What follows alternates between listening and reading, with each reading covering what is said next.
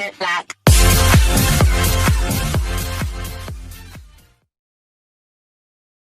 Students, कैसे हैं आप सभी। आई होप सभी अच्छे होंगे। एक्सरसाइज 3.2 पहले पढ़ चुके हैं हम लोग और एक्सरसाइज 3.3 के बारे में बात करेंगे। चैप्टर 3 चल रहा है हमारा, अंडरस्टैंडिंग क्वाड्रिलेटरल। क्या?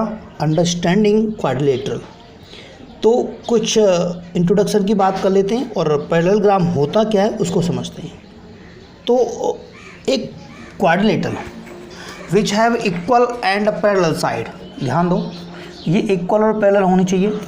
इस तरीका भी हो सकता है, इस तरीका भी हो सकता है, और भी तरीका हो सकता है, but condition is that equal होने चाहिए दोनों साइड और पैरेलल होने चाहिए। मतलब कि जिस कंडीशन में ये तो इसके कभी ना मिले, इसको आगे तक बढ़ाया जाए कितना भी, ये कभी ना मिले, it means parallel. 5th class में आपने बहुत अच्छी डेफिनेशन पढ़ी होगी। अब चलते हैं, कुछ फैक्ट्स हैं। It has opposite angles are equal, ठीक है ना। पी आप खुद बनाएं यहाँ पे, है ना, एक पी बनाएं, सिंगल पी है, डबल पी कर देता हूँ, ठीक है ना। और ठीक है सॉरी, ये डबल पी बना दिया मैंने। अपोजिट जो एंगल होते हैं, देखो दिस वन आप देख पा रहे हैं, ये बराबर होते हैं भाई, ठीक है।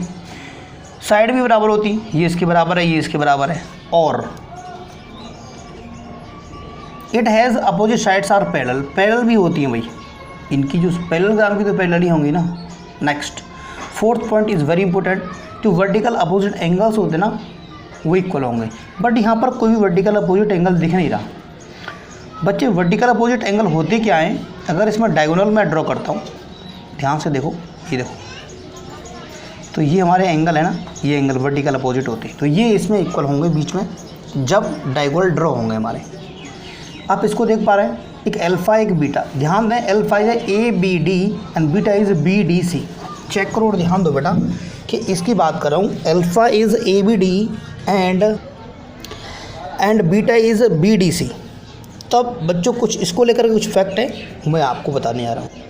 ये देख रहे हैं, अगर ए बी सी डी कोई हमारा क्या है पैरेललोग्राम है, हम पैरेललोग्राम के बारे में बात कर रहे हैं, तब मेरे बच्चे क्या होगा कि ये अल्फा और बीटा बराबर होंगे। अभी जस्ट बताया ना मैंने आपको, A B D equal to B C B D C, ठीक है। अल्फा बीटा दोनों बराबर हैं। ये कौन से एंगल कहलाएंगे? अल्टरनेटिव अपोजिट कहलाएंगे। यहाँ पर भी भाई पी डबल बनेगा, ठीक है ना। फोकस करें आप मैथमेटिकल, ये तो एक वर्ड है, कोई बात नहीं, लेकिन फिर भी आप सही लिखें। नेक्स्ट बात करते हैं, एंगल ए और angle C, angle D and angle B दोनों ही इक्वल होंगे, लेकिन बोलेंगे क्या है इसको? Opposite angles are equal. फिर से ध्यान दो, ए सी बी डी, बात क्लियर है। अब बात करता हूँ A B and C D और A D and B C, ये इसके बराबर होगा, ये इसके बराबर होगा। कौन है? पैरेललोग्राम की बात कर रहे हैं, अपोजिट की बात कर रहे हैं। तो अपोजिट साइड्स इक्वल होंगी किसकी? पैरेललोग्राम की। बात क्लियर है। कुछ फैक्ट्स और हैं, देखते हैं। ये देखिए, sum of two consecutive angle is 180। किसकी बात कर रहे हैं? पैरेललोग्राम की बात कर रहे हैं कि sum of two consecutive angle is 180 degree. और एक और फैक्ट लिखा कि sum of all angle of quadrilateral is 360, is 360। आपको पता ही है। ओके, नेक्स्ट देखते हैं। पहला क्वेश्चन देख रहे हैं हम, और 3.3 एक्सरसाइज का, चैप्टर 3 और क्लास 8 का। ओके, कुछ हमने पैरेलल के बारे में पढ़ा और वही क्वेश्चन आ गया कि पैरेलल दे रखा है और ए डी क्या होगी, बी सी डी किसके बराबर होगा, ओ सी किसके बराबर होगा, angle D A B and C D A किसके बराबर होगा। सब ये प्रॉपर्टी मैंने बता चुके हैं आपको, सारी बताई हैं। तो आप ध्यान देंगे और इस क्वेश्चन को अटेंड करने की कोशिश करेंगे। और क्वेश्चन नंबर 2 पर चलते हैं, बेहद आसान क्वेश्चन है और आप देखेंगे, पढ़ेंगे उसको। वैल्यू निकालनी है आपको एक्स वाई एंड जेड की। मैं इसको दिखाता हूँ। और ये देखिए, फिगर नंबर दे रखे, इस पर कोई भी नेम नहीं डाला, इसका मतलब है कि ये क्वेश्चन कुछ गड़बड़ है। जो फिगर नंबर जो ये दे रखा है, मैं इसको कट कर देता हूँ। ये लीजिए, 1st, 2nd, 3rd and 4th and 5th ये फिगर है और एक्स की वैल्यू आपको फाइंड करनी है। तब मैं बात करता हूँ फर्स्ट फिगर की। तो फर्स्ट फिगर में दे रखा है कि ए बी सी डी में that is this is x y and z, this is 100, but we know very well about this, the 100 and y both are equal। भाई दोनों equal होंगे ना, चेक करो और ध्यान दो, दोनों इक्वल होंगे। चलो फिगर के माध्यम से समझते हैं। ओके ठीक है, दोनों बराबर होंगे तो 100 होगा। अब हम क्या जानते हैं कि कंसेक्यूटिव एंगल होते हैं तो 180 के बराबर होते हैं। तो x और y 180 के बराबर हुआ, और जबकि मेरा y दे रखा है 100, तो x + 100 = 180, और ट्रांसफ़र किया तो माइनस का हुआ, और x की वैल्यू 80। x की वैल्यू मेरी आई जो 80 आई। बेटा ध्यान दो, x और z दोनों अपोजिट एंगल है, इक्वल होने चाहिए, दैट विल 80। ध्यान दो, अपोजिट में p एक कम लिखा है, कोई बात नहीं, इसको बढ़ा लेना, आप समझ लेना। तो x एंड z 80 और y एंड 100 दोनों बराबर हैं। सब मैं सेकंड पार्ट पर चलता हूँ। सेकंड पार्ट बहुत आसान है, मैं आपको एक बार इसका फिगर दिखाता हूँ और उसके बाद फिर आगे बढ़ेंगे। ध्यान दें, ये देखिए, ये है फिगर बी वाले की बात कर रहे हैं हम, ये सेकंड वाला। ये इस z की वैल्यू कैसे निकालनी है हमें वो देखते हैं। तो 50 एंड y दोनों कंसेक्यूटिव एंगल है, तो ऐड करने पर 180 रखना पड़ेगा ना। चेक करो, ध्यान दें, 50 + y = 180, क्योंकि कंसेक्यूटिव एंगल है और इनका सम करेंगे तो 180 डिग्री आएगा। ये क्या है, ये प्रॉपर्टी है किसकी, पैरेललोग्राम की। बेटा मैंने सबसे पहले यही स्टार्ट किया था कि कंसेक्यूटिव एंगल का सम होगा वो 180 डिग्री होगा, किसका, पैरेललोग्राम का। तब ध्यान दें, y = 180 - 50 = 130, x की वैल्यू निकल के आई। अब मैं बात करता हूँ अलग से, x और y दोनों क्या हैं, अपोजिट एंगल है। अपोजिट एंगल में क्या करते हैं, बराबरी तो होंगे भाई, अपोजिट एंगल बराबर होते हैं, ये भी एक प्रॉपर्टी है किसकी, पैरेललोग्राम की। अब मैं नेक्स्ट बात करता हूँ, sum of all interior angle of a quadrilateral is 360, ये भी बताया था मैंने, सबको ऐड किया। ए मैंने एक नया एंगल मान लिया जहाँ पर जेड के विपरीत में था, जेड के अपोजिट था, अपोजिट नहीं, मैं इसको लीनियर पेयर कहूँगा। तो एक्स वाई की वैल्यू दे रखी है, तब सबको ऐड किया मैंने, 310 आया, और माइनस करने के बाद 50 आया।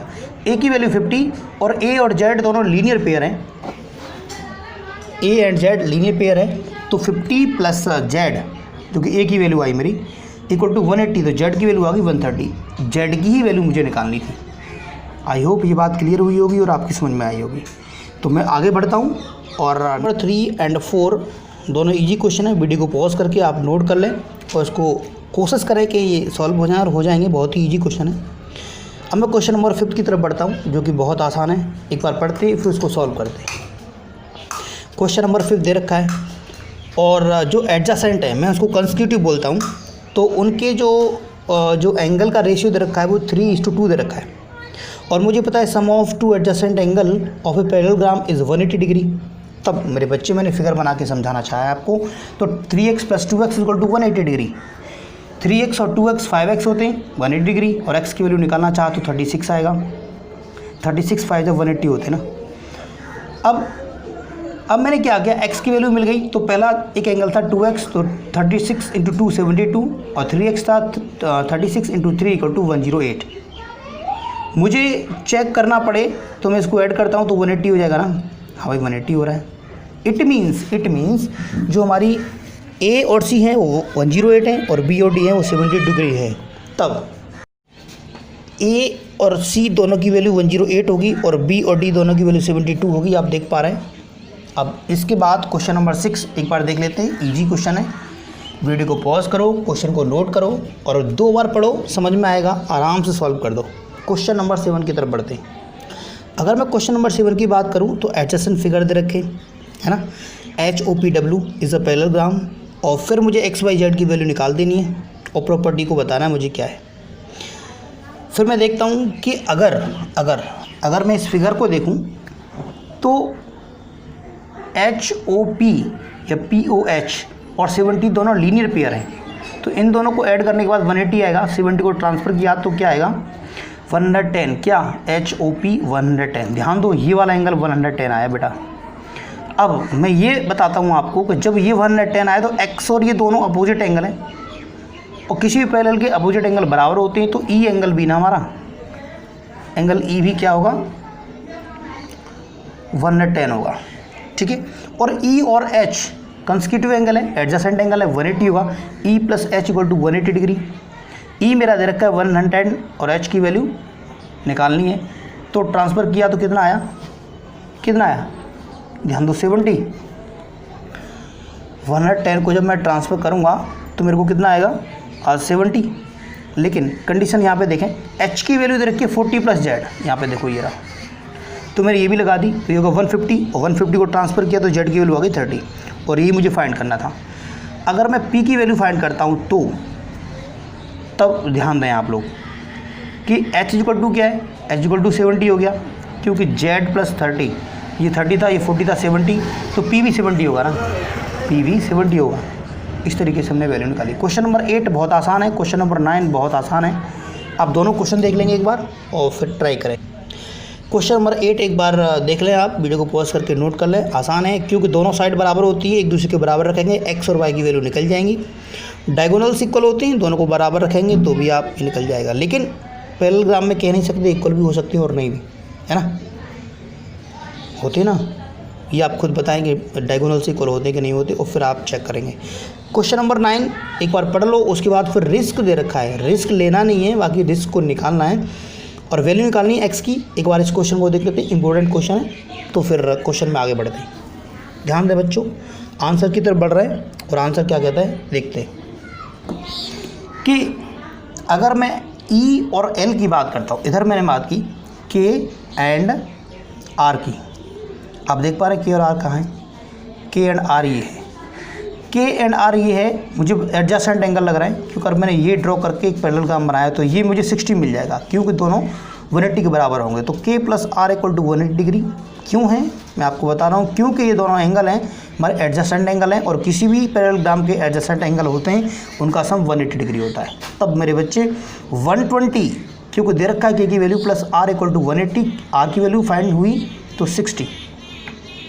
नाउ r एंड s दोनों इक्वल है, r और s क्योंकि अपोजिट एंगल है ना, किसी पैरेलल के अपोजिट एंगल बराबर होते हैं, तो s भी इक्वल। बात क्लियर हुई? तो ये हो गया 60, ये वाला 60 हो गया, मैं लिख देता हूँ ये लिए। अगर यहाँ बात करूँ 70 तो ये भी 70 होगा, यहाँ 70 लिख देता हूँ। अब इस ट्रायंगल को लेते हैं, इस ट्रायंगल की बात करते हैं, राइट। इस ट्रायंगल में आप देख रहे हैं ना, ये भी 180 के बराबर हो जाएगा, इन दोनों को ऐड करके 180 से माइनस करेंगे तो मिल जाएगा। उसी ट्रायंगल के बारे में बात कर रहे हैं हम। ई एस एंड ओ 180 के बराबर लिखा और 180 मैंने लिखा, उनकी वैल्यू लगाई, ओ ये 0, it is not 0, it is O. 130 को माइनस किया तो 50 आया और ओ की वैल्यू निकल के आई, और ओ की वैल्यू ही x था और वही हमें पूछा था। That is answer. Question number मैं 10 और 11 आपको दिखाता हूँ जो कि बेहद आसान है, 2 से 3 बार आपको पढ़ना है और इजी तरीके से सॉल्व कर देना। रेड से मैंने लिखा है डू योरसेल्फ, वीडियो को पॉज करके आप नोट कर सकते हैं। क्वेश्चन नंबर 12 आप एक बार देख लें, बहुत आसान क्वेश्चन है, सिर्फ आपको देखने से पता चल जाएगा कि वैल्यू फाइंड करनी है आपको किसकी, ये देखो पी की फाइंड करनी है। तो मुझे पता है जब ये पैरेलल साइड हैं, जब ये पैरेलल साइड हैं तो इनका सम 180 डिग्री होगा भाई, इनका सम 180 डिग्री होगा ना। ये देखो यहाँ पे ये 90 डिग्री शो है शायद। अब हम क्या करेंगे बात, तो ये 180 डिग्री हो गया भाई यहाँ कितना आएगा 50 ना, ये 90, ये 90। बात क्लियर? आई होप ये एक्सरसाइज आपकी समझ में आई होगी। तो अच्छी तरीके से प्रैक्टिस करेंगे और उसके बाद कंप्लीट वर्क करेंगे। नेक्स्ट वीडियो में नेक्स्ट एक्सरसाइज की बात करेंगे। Thank you very much.